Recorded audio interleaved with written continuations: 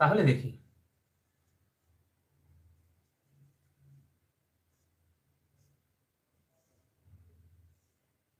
এই যে কোরের চিহ্ন দিলাম, এখন এটা ট্রান্সফরমার হয়ে গেল। তাহলে এই জায়গায় আমার একটা কি E1 হলো আর এখানে E2 হলো, ঠিক আছে। এর ডিরেকশনটা কি এই দিক দিয়ে আসতেছে কারেন্ট, কারণ হচ্ছে এইখানে সাপ্লাই দিচ্ছি। আচ্ছা, তাহলে এইখানে সাপ্লাই দিলাম, সাপ্লাই দেওয়ার দরুন এদিক দিয়ে যখন ঢুকতেছে তখন এই সাইডটা প্লাস হচ্ছে, এই সাইডটা মাইনাস হচ্ছে, এটা লোড হিসেবে আমরা কল্পনা করতেছি। কিন্তু বাস্তবিক অর্থে এর ভিতরে যে E1টা হচ্ছে সেটার ডিরেকশনটা মূলত এর বিপক্ষী হবে, অর্থাৎ V1 যা হচ্ছে তার উল্টা হচ্ছে, যদি সেটা আইডিয়াল হয়। আইডিয়াল মানে কোনো লস নাই। আমরা আসবো আইডিয়াল কনসেপ্টে, জাস্ট খালি আমি বুঝাচ্ছি যে এইখানে ইনডিউসটা উল্টা সাইন হয়। আচ্ছা, কারণ লেন্সের ল ফলো করে সে। তাহলে দেখুন এই জায়গায় আমরা যদি V1 দিলাম,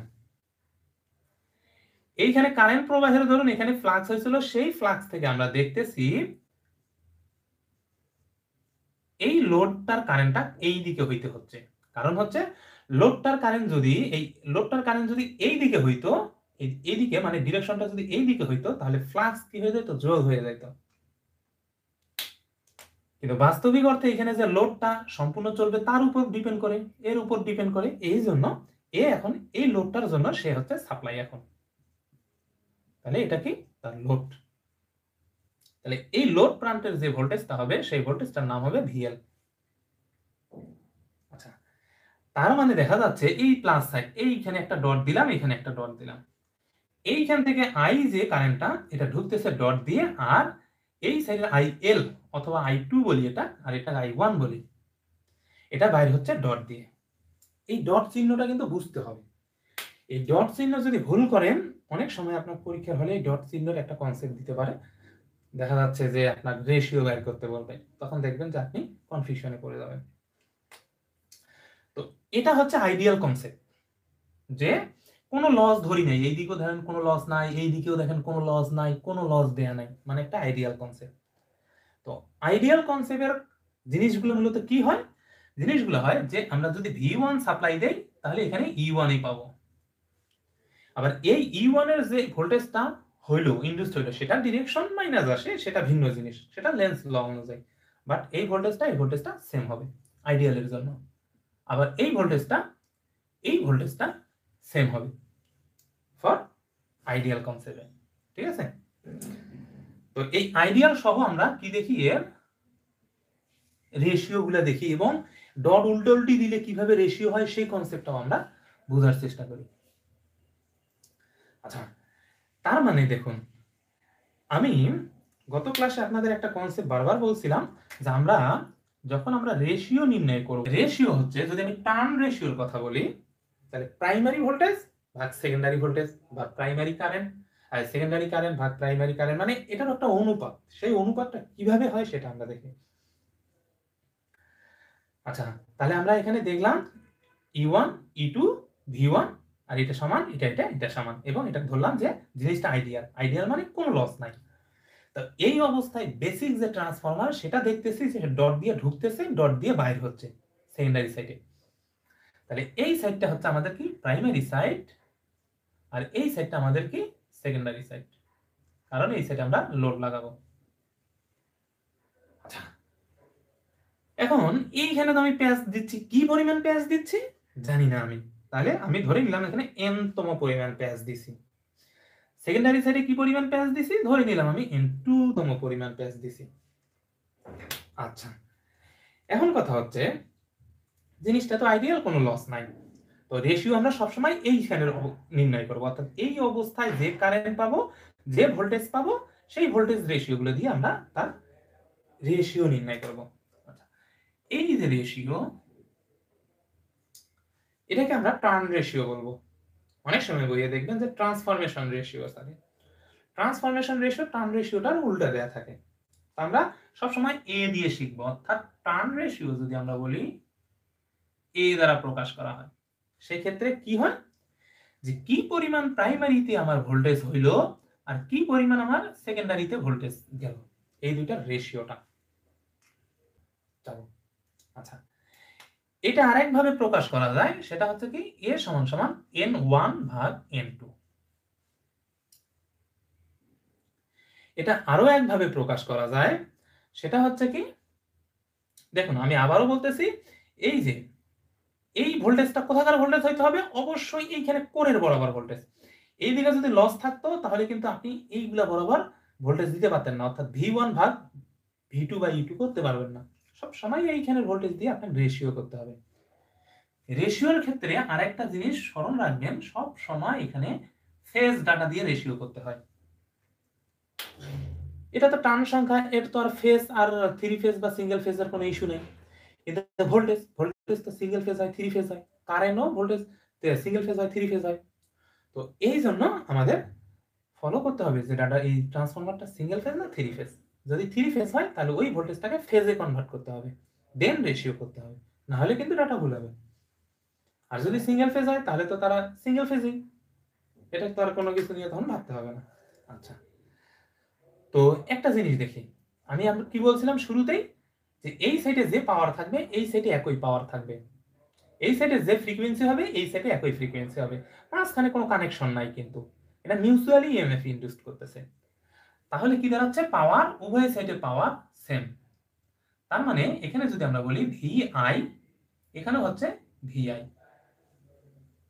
তো আমি এইটুকু জায়গায় কি পাওয়ার আছে আর এইটুকু জায়গায় কি পাওয়ার আছে সেটা দেখি।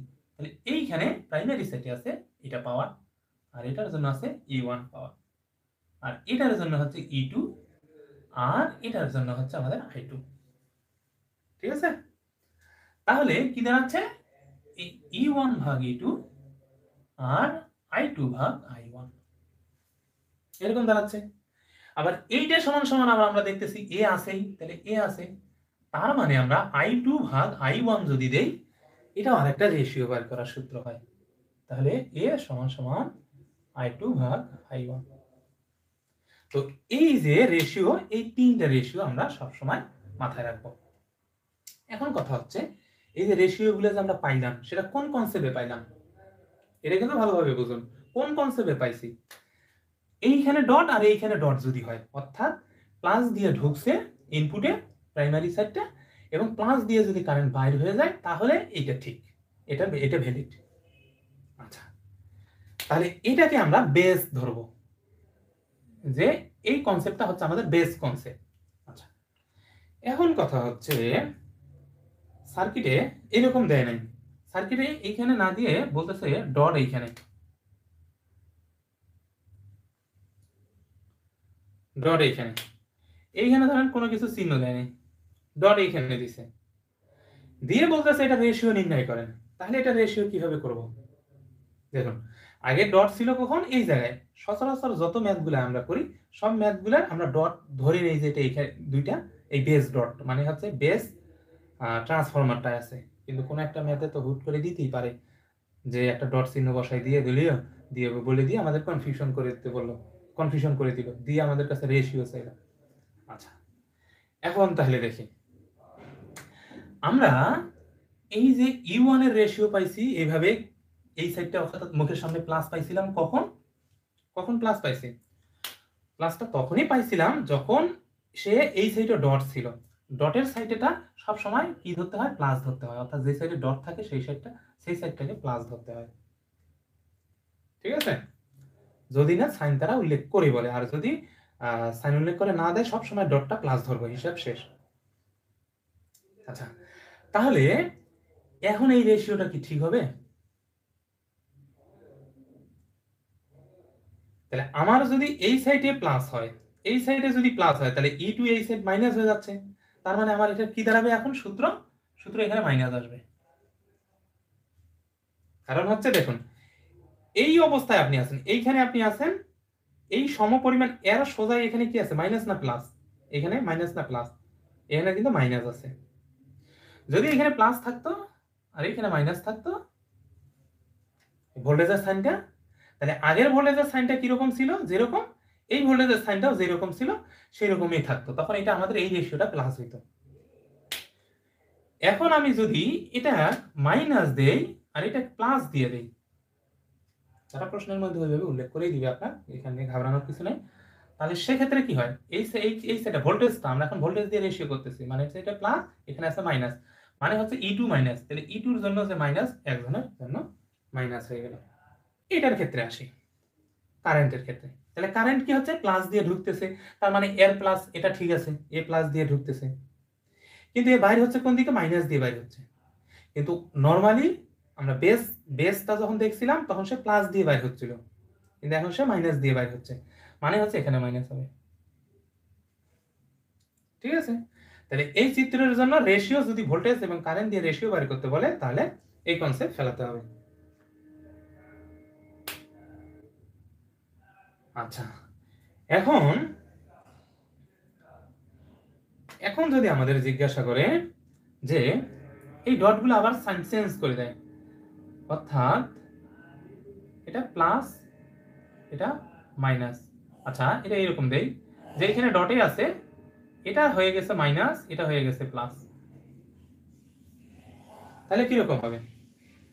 তাহলে ভোল্টেজের রেশিওর ক্ষেত্রে দেখি, এখানে প্লাস আছে, এই E1টা প্লাস আছে, আর E2টার এখানে কি আছে, মাইনাস আছে, মাইনাস, তাহলে এই মাইনাসটা এখানে উঠলো, অর্থাৎ এই সূত্রটা, রেশিও সূত্রটা ঠিক আছে এই সার্কিটটার জন্য। আচ্ছা, এবার হচ্ছে কারেন্টে যাই। কারেন্টের ক্ষেত্রে দেখি, কি আসে, সে প্লাস দিয়ে ঢুকতেছে, মানে ডট দিয়েই ঢুকতেছে এবং ডট দিয়েই বাইরে হচ্ছে, ডট দিয়েই বাইরে হয়ে যাচ্ছে।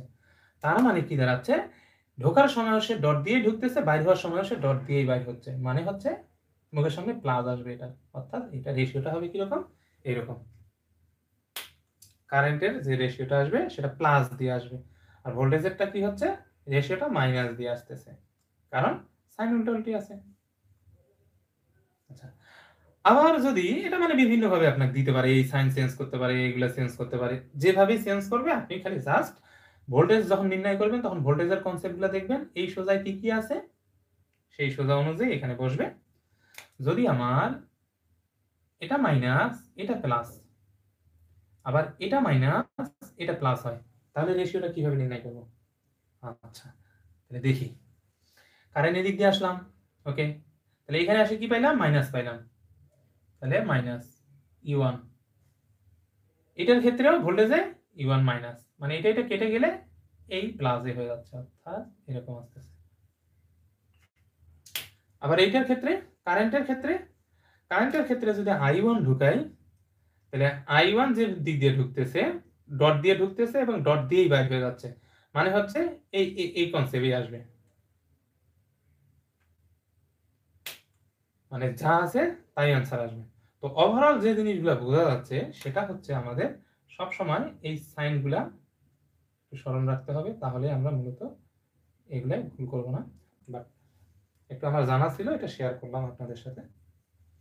আচ্ছা, রেশিওর কনসেপ্টগুলো তো শেষ, আমাদের মূলত ট্রান্সফরমারে সবসময় এই কনসেপ্টই থাকবে, অর্থাৎ এখন যে কনসেপ্টটা আছে, যে চিত্রটা আছে, এই চিত্রেরই ম্যাথ হয়ে থাকে সচরাচর আমাদের।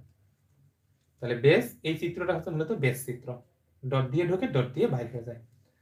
আচ্ছা, এবার আমরা আমাদের অন্য কনসেপ্টে আসি।